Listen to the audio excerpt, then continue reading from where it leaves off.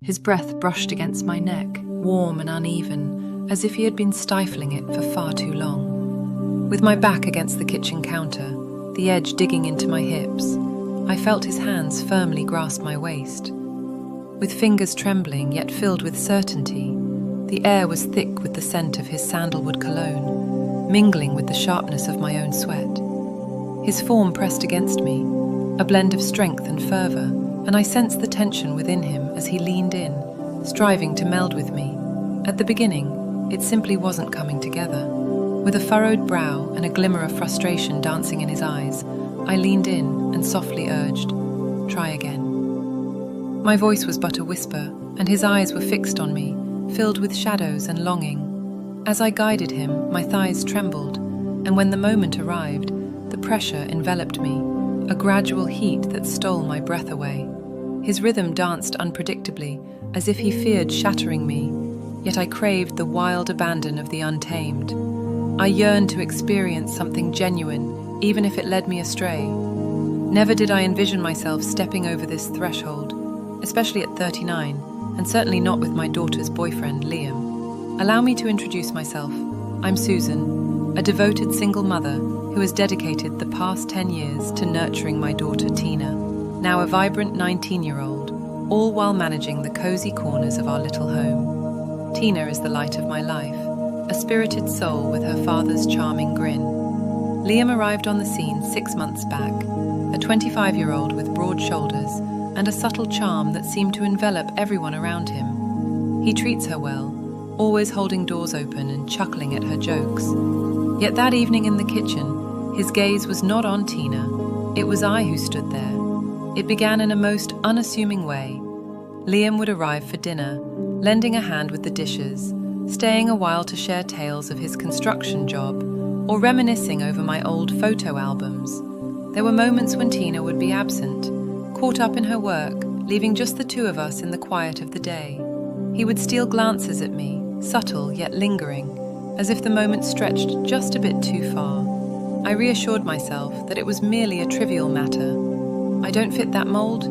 I've got stretch marks and a mortgage, living a reality that's far from a fairy tale. Yet within his gaze lay a deep yearning, and I swear it stirred a fire within me that I believed had long been extinguished. Imagine a scenario where your daughter's boyfriend leans in and plants a kiss on you first. What would be your reaction in that unexpected moment? Imagine a night where the air is thick with laughter and the warmth of too many drinks. He leans in, a glimmer of mischief in his eyes, and gently presses his lips to yours. It's soft yet intentional, as if this moment has been dancing in his mind for weeks, waiting for the right time to unfold. And so it was, just 2 nights prior to the events in the kitchen. "I pushed him away," said Liam, his voice carrying the weight of the moment. "No, but my voice faltered, and he noticed it in the tremor of my hands, in the silence where I neither screamed nor struck back. I ought to have shared it with Tina. I ought to have shown him the door. Yet, I chose not to. Ah, that silence, that pivotal choice, it transformed everything. Ah, the night in the kitchen unfolded in ways unforeseen. Tina found herself at a friend's house when suddenly Liam appeared at the door, seeking his jacket. He lingered near, his arm grazing against mine, as he extended his hand toward it. There was a moment when I could have chosen to step back. I did not. As his lips met mine once more, I surrendered to the moment, allowing his hands to explore my skin, the counter supporting me as we navigated our urgency, a dance of longing and awkwardness. It had its bumps and imperfections. It was a vivid tapestry of raw, messy humanity, and when it came to an end, his forehead resting against mine, both of us breathless, I experienced a sense of vitality unlike anything I had felt in years. Yet, the guilt began to seep in, cutting and precise. I'm at a loss for how to navigate this situation. Every time I gaze upon Tina, the weight of my actions looms large, casting a shadow over our moments together. Yet, I allowed him the chance to try once more. And now the path ahead is set, with no turning back. Be sure to subscribe to my channel, allowing me to share even more captivating true tales, just like this one. Be sure to watch this video all the way through and give it a thumbs up, for the tale that unfolds is bound to captivate you. Your support would mean the world, so don't forget to tap that like button. In my earlier days, I believed that loneliness was merely a chapter in the tale of motherhood, a thread woven into the fabric of aging. At 39, I had grown accustomed to the stillness of the house once Tina departed for work, the expansive emptiness of my bed, and the fading glances from men who once took notice. It wasn't that I was unhappy, not in the truest sense. In my life there was the library where I worked, the garden I tended, and my beloved daughter.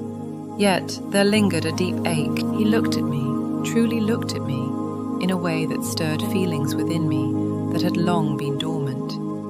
In the cozy ambience of a coffee shop, where the aroma of freshly brewed coffee danced in the air, Tina encountered him for the first time. One day, she burst through the door, laughter bubbling from her lips as she recounted the tale of a charming fellow who had slipped her a $10 tip, along with a note bearing his number. At the age of 25, Liam found himself firmly planted in the world of construction, where the toil of his labor etched ruggedness into his hands and sculpted strength into his shoulders. He'd arrive with flowers for Tina, yet he'd always greet me with a smile, a cheerful, "Hey Susan, how's your day?"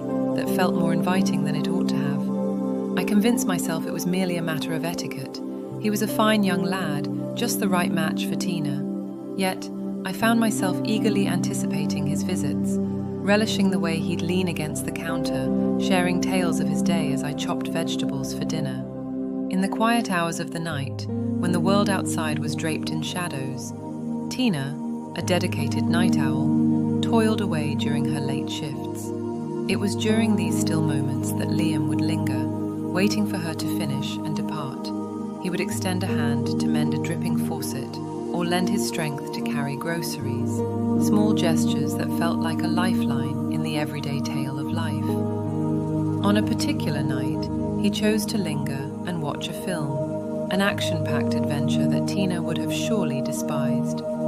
We settled onto the couch, a cautious foot between us, yet I could sense the warmth radiating from him, the gentle brush of his arm near mine. As he let out a hearty laugh, his eyes danced with delight, and I found myself captivated, unable to look away. "You're easy to talk to, Susan," he said, and I felt a tightness in my chest. My voice faltered, hesitant to break the silence with a response. It wasn't merely his attention, it was the way he truly absorbed my words when I shared the tales of my day, the way he recognized the new scarf draped around my neck, and the gentle touch of his hand against mine as he passed me a dish. Every touch ignited a spark, initially by chance, but soon it became something more intentional. There were moments when I would catch him watching me, whether I was stirring the soup or folding the laundry, and his gaze had shifted, no longer holding the veneer of politeness. It was ravenous, and it filled me with a mix of fear and exhilaration. I would lie awake at night, convincing myself that it was all in my head, that I was foolish for even entertaining such thoughts. He belonged to Tina, still so young, yet the reality was that desire had eluded me for ages. In Liam's gaze, I saw a reflection of a woman I had long since forgotten I could be. On a delightful evening, he lent me a hand in planting tulip bulbs in the backyard. We knelt in the earth, side by side, and when our hands met, neither of us dared to let go. His fingers brushed against my skin, rough yet electric, and I could feel my heart racing in my throat. "You're quite skilled at this," he remarked, his voice barely above a whisper, and I understood he wasn't referring to the art of gardening. As I gazed into his eyes, so close to mine, a yearning stirred within me, compelling me to lean in closer. I did not. I rose to my feet, dusted off my jeans, and suggested, "It's time we venture indoors." Yet, my voice trembled, and he caught its echo. On that fateful night, the vision unfolded before me with striking clarity. In the quiet corners of my heart, I found myself feeling a profound loneliness.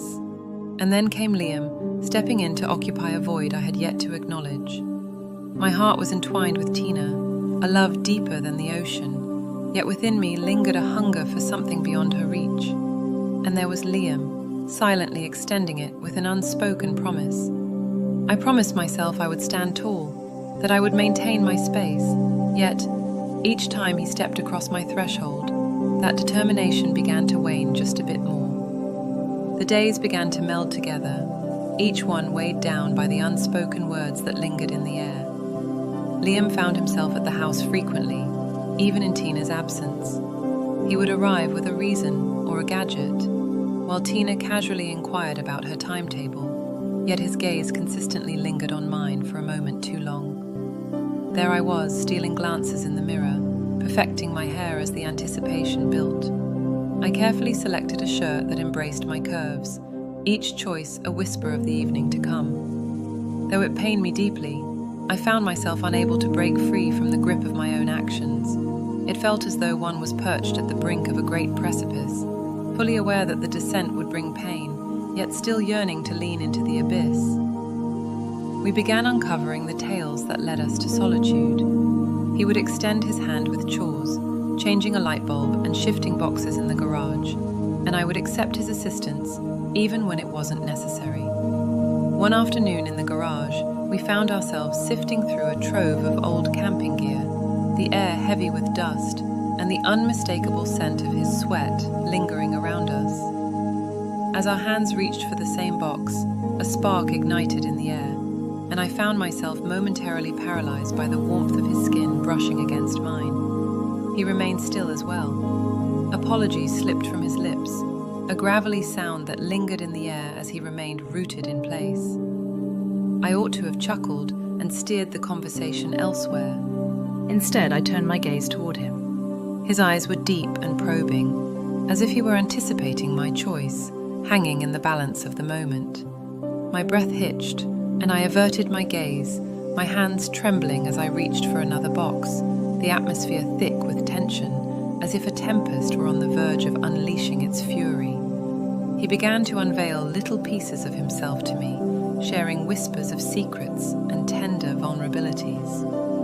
On a quiet evening, as the aroma of coffee filled the air at the kitchen table, he shared a tale from his past. He spoke of his father, a man who vanished from their lives when he was just 10, leaving him with the weighty responsibility of caring for his younger brother. "I don't share this with Tina," he murmured, his fingers gliding along the edge of his mug. "She simply doesn't understand." I nodded, my chest constricted, for I knew all too well the weight of bearing a family alone, being the steadfast one. Once, I shared a tale of my past, recounting the moment my ex departed, when Tina was just 3 years old. I spoke of the lessons I learned, how I became skilled at fixing pipes and managing bills, all born from necessity. Liam listened with a depth that was both soft and intense, and in that moment, I felt truly seen, a sensation that sent a delightful shiver across my skin. The glances became more daring. As I stood there, washing the dishes, I could sense his gaze upon me, weighty and palpable, as if it were a gentle caress. As he brushed past me in the hallway, his shoulder lightly brushed against mine, and for a fleeting moment, his hand rested on my arm. "Are you all right, Susan?" he inquired, his voice barely above a whisper, and I nodded, my throat parched, for I was far from okay. I found myself coming apart at the seams. Each moment we shared drew us nearer to a point of no return, a truth I was acutely aware of. Yet, I found myself inviting him in, allowing him to draw closer still. It was a Tuesday night when the nearly fateful moment arrived. As the clock ticked away, Tina found herself immersed in her work, while Liam lingered nearby, claiming to be there just to keep her company until she finished. We found ourselves on the couch, a movie flickering in the background, yet our eyes were drawn to each other instead of the screen. He leaned in, our knees touching, and I stayed right where I was. The space seemed confined, the atmosphere thick with warmth. He leaned in closer, our faces almost touching, and I caught the scent of his breath, coffee mingled with mint, while the stubble on his jaw came into sharp focus. There was a character named Susan. He spoke, his voice barely a whisper, and my name lingered in the air like a question, a heartfelt plea. My heart raced, and I sensed the gravity of his closeness, the irresistible draw of it. His hand glided to my cheek, his thumb caressing my skin, and for a fleeting moment, I leaned into the warmth before retreating, my breath uneven. "We can't," I said, though my voice wavered, as if I were attempting to persuade my own heart of the truth. He nodded, yet his gaze remained locked on mine, and as he departed that night, the distance between us crackled with a sense of vitality, danger, and an inescapable fate. I found myself wide awake, my body resonating with energy while my mind was in a tumultuous uproar. I held the cherished role of being Tina's mother. My duty was to shield her from harm, not to turn against her. Yet, Liam had woven himself into the very fabric of my being, and I found myself at a loss for how to unravel him. It was a Thursday, one of those sultry nights when the air wraps around you like a heavy blanket. Under the shimmering lights of the concert, Tina found herself surrounded by friends, lost in the music, with the clock ticking towards midnight. Liam sent me a message, inquiring whether he could swing by and return a hoodie that Tina had forgotten at his place. In hindsight, I ought to have declined and suggested he swing by tomorrow instead. With a quiver in my hands, I typed "sure" and pressed send, my heart racing in anticipation. As he appeared, the hoodie draped casually over his shoulder, yet his gaze locked onto mine with an intensity that suggested he had other intentions altogether. In the heart of the kitchen we lingered, the hoodie left behind on the counter, a silent witness to the moment. He was near, uncomfortably near, his presence emanating warmth. "Susan," he murmured, his voice low and gravelly. "You linger in my thoughts, an ever-present whisper in the back of my mind." My breath caught in my throat, and I longed to urge him to go, to make him cease, yet the words eluded me. He drew nearer, his hand lightly grazing my arm, and I sensed the quiver in his fingers, the very struggle I was battling against. "Express that this is not your desire." He gazed into my eyes, a silent plea hanging in the air, and though he offered to leave, the words remained trapped within me. The truth flickered within me, a flame of shame that could not be ignored. It remains a mystery who took the first step. Perhaps it was my inclination towards him, or his decision to bridge the distance. His lips met mine, a fervent exploration of salt and desire. His hands found their way to my waist, drawing me closer, and I could feel the solid contours of his body, the power in his hold. As I pressed against the counter, its edge biting into my hips, I could feel his breath, warm and unsteady, brushing against my neck, as if he were on the verge of losing control. He lifted me, my thighs parting as I wrapped my legs around him. In the beginning, it was a struggle. His stature loomed large, my nerves were taut, and the awkward urgency of the moment hung in the air. He paused, a furrow forming on his brow, and I could see the unspoken question lingering in his gaze. "Try again," I whispered, my voice trembling as I shifted closer, my hands firmly gripping his shoulders. As he finally pressed in, a wave of pressure stole my breath, filling me with a slow, overwhelming sensation that made my thighs tremble. His rhythm danced unpredictably, starting with caution, then plunging deeper, propelled by an unseen force that neither of us could resist. My fingers sank into his back, tracing the contours of muscle, sensing the sheen of sweat on his skin. His mouth found its place on my throat, breath faltering, and I surrendered completely, allowing the world to fade away, consumed by the heat of him, the heaviness, and the primal human desire of it all. It lacked elegance and flawlessness, a chaotic dance of mismatched breaths, my hip colliding with the counter, his hands awkwardly seeking to draw me nearer. Yet it was undeniably genuine. Every sensation was vivid and electric, the roughness of his stubble, the heat radiating from his palms, and the tremor that coursed through his body as I embraced him tighter. As the moment lingered, he remained close, our foreheads touching, breaths intertwining, and for that fleeting instant, I felt complete, like a woman once more, not merely a mother or a silhouette. Yet, reality descended upon us, harsh and unforgiving. I slipped off the counter, my legs trembling beneath me, and he gazed at me, his eyes wide, as if he too felt the gravity of the moment. "I'm sorry," he said, his voice rough and strained. But I shook my head, for I wasn't sorry. Not yet. Fear gripped me, a heavy guilt coursing through my veins.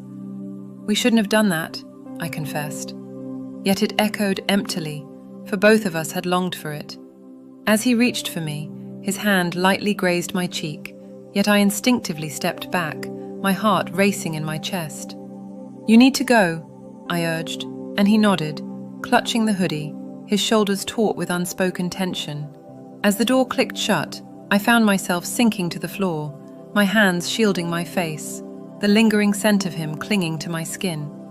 I had ventured into territory from which there was no return, and the most troubling aspect was my uncertainty about whether I felt remorse for it.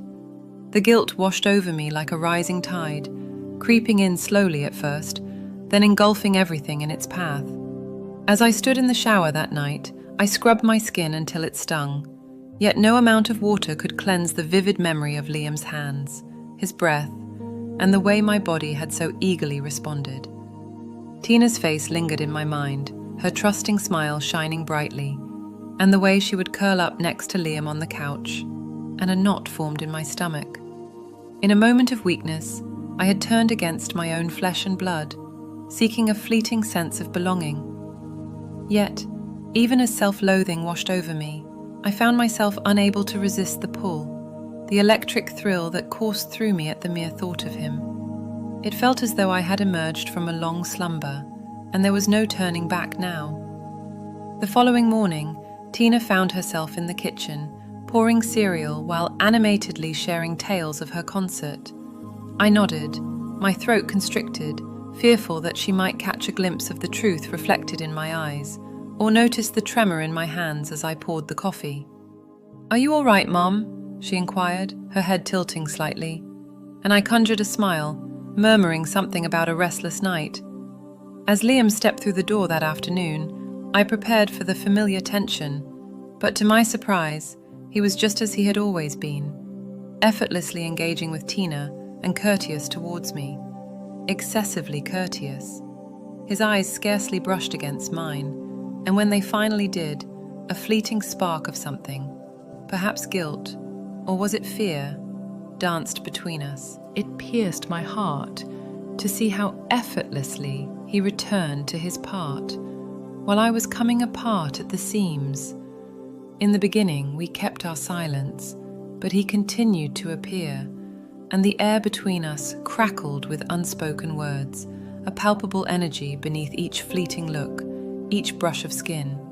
On a quiet evening, as the sun dipped below the horizon, Tina found herself in her room, while Liam lent a hand, assisting me in carrying the laundry up the stairs. As we walked down the hallway, his arm grazed against mine, igniting that familiar spark, sharp and perilous. He paused, his jaw clenched, and whispered, "I can't stop thinking about it." My heart raced, and I felt the urge to tell him to be quiet and go away. Yet my body betrayed me, leaning in closer to him. "I said not here," I murmured, my voice barely above a whisper. Yet my eyes revealed my truth, and he caught a glimpse of it, the desire, the vulnerability. Once more, a week later, the scene unfolded in the garage.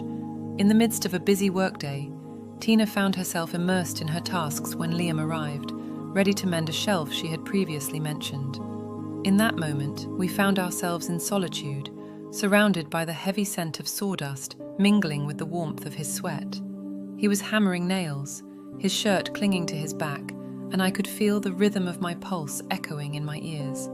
As he turned and caught my gaze, the hammer slipped from his grasp, clattering to the ground. Silence enveloped us. He traversed the space, his hands discovering their place at my waist, and I surrendered to his kiss, allowing his body to draw me against the workbench. It unfolded with a swiftness this time, tinged with urgency. Our breaths came out in ragged gasps, my fingers entwined in his hair. As the dust settled, we found ourselves breathless, and in that moment, the weight of shame washed over me like a sudden storm. "This has to stop," I declared, my voice trembling with emotion. He nodded, yet his eyes held a shadow of turmoil, revealing the inner struggle he faced. I sensed it as well, the magnetic pull, the daunting challenge of release. A few days later, the narrow escape unfolded. Tina returned home earlier than expected. Her shift unexpectedly called off, as Liam and I lingered in the living room, our proximity palpable, our voices barely above a whisper.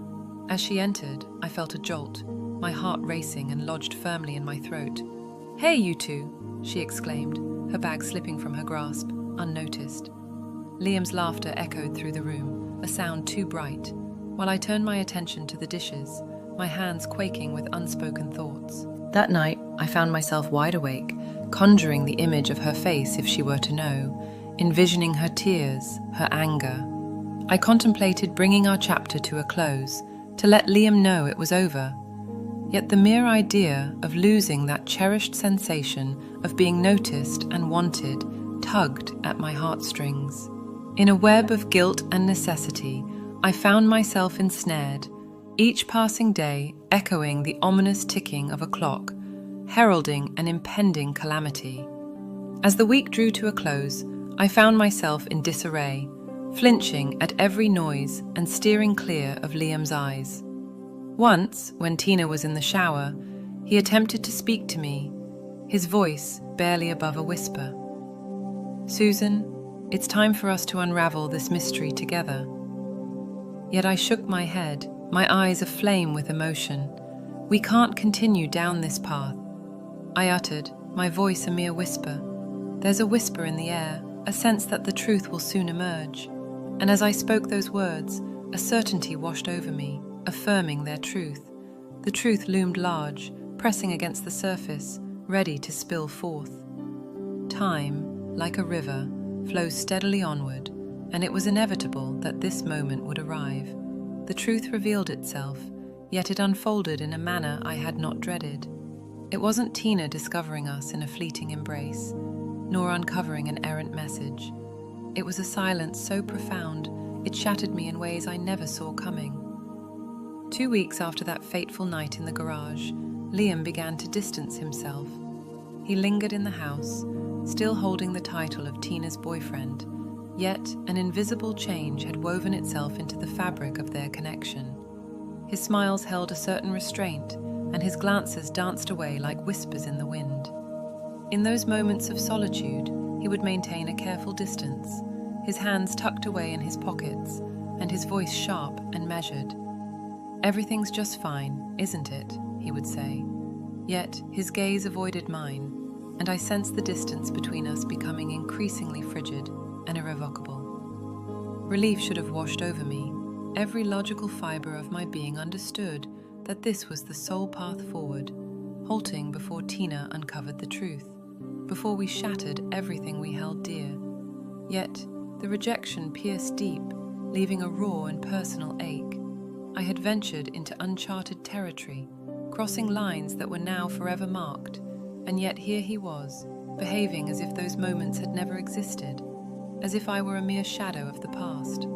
As the night enveloped me, I would revisit the sensations of his hands tracing my skin, his breath whispering in my ear, and a tumult of shame intertwined with longing, leaving me achingly restless. Though the urge to confront him and seek the truth burned within me, a shroud of fear held me back, whispering of the unsettling revelations that might await.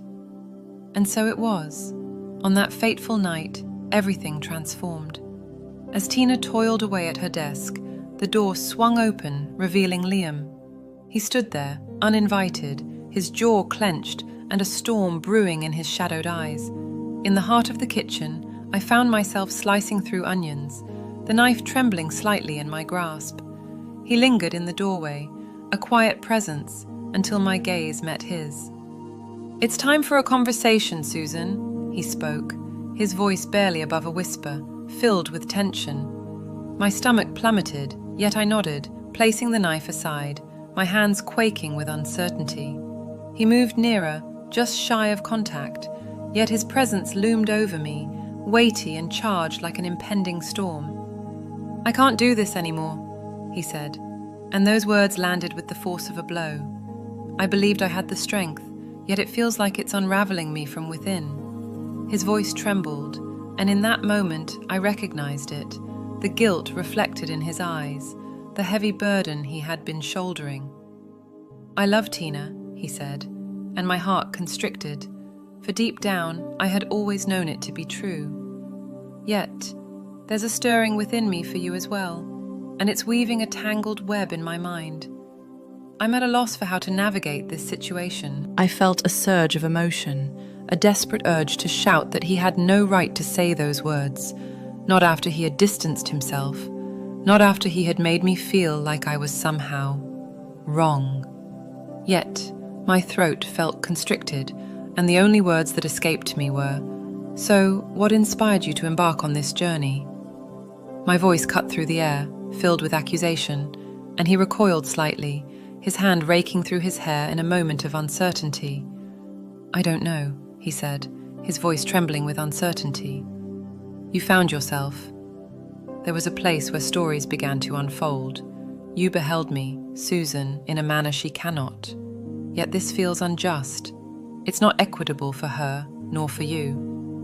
He gazed at me, his eyes filled with a deep, raw emotion, and in that moment, I understood that he wasn't merely bringing things to a close. He was making a sacrifice to shield me, to shield Tina, even though it pained him to do so. "I'm going to share with her that I need some time apart," he murmured softly. "It's not about us, merely. I seek a moment to explore the depths of my own being." I stood there, my heart racing, the atmosphere heavy with all the unspoken words between us. "And what of my tale?" I inquired of my voice, a mere breath of sound.